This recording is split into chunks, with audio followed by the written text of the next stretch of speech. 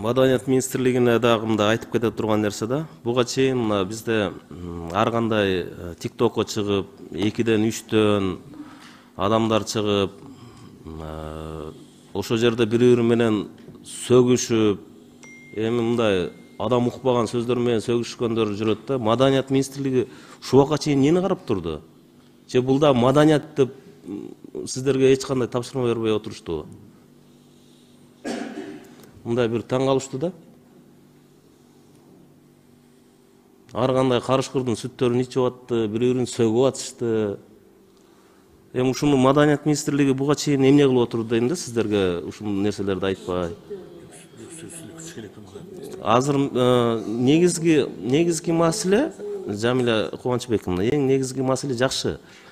Мен ушуну айтып атканым сизге сунуш катары.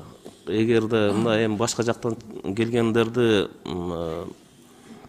запрет кылыш үчүн маданият министрлиги ар кандай эле ушундай бир цензурный сөгүнгөн маселелер болсо, сиздер айтып аткандай мүмкүнчүлүк боло турган болсо, жалпы эле ошолорго тыюу салыш керек.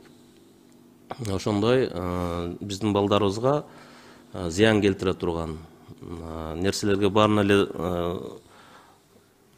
эмен чектөөнү киргизиш керек дагы. Анан мен сизге айта турганым, биздин Кыргызстандан чыккан жана сөгүнгөн ошондой атайын чыгып атышпайбы, TikToктон бири-бири менен сөгүшүп атат, же болбосо Facebookка чыгып сөгүп атат. Мына ушуларга 50 миңден 100 миңге чейин штрафты коюп коюш керек.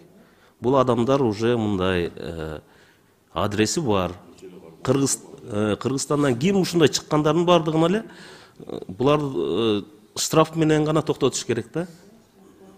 Болбосо буларды көргөн, буларды көрүп уккан адамдар дагы бар экен да ушундай. Ошого сунуш катары Кыргызстандан чыккан ошоларга штрафты ушундай бир көбөйтүп, экинчи интернеттен чыгып кыргыз элин же болбосо мындай сөгүнгөн нерселерди токтото тургандай чара колдонуп койсоңуздар. Рахмат.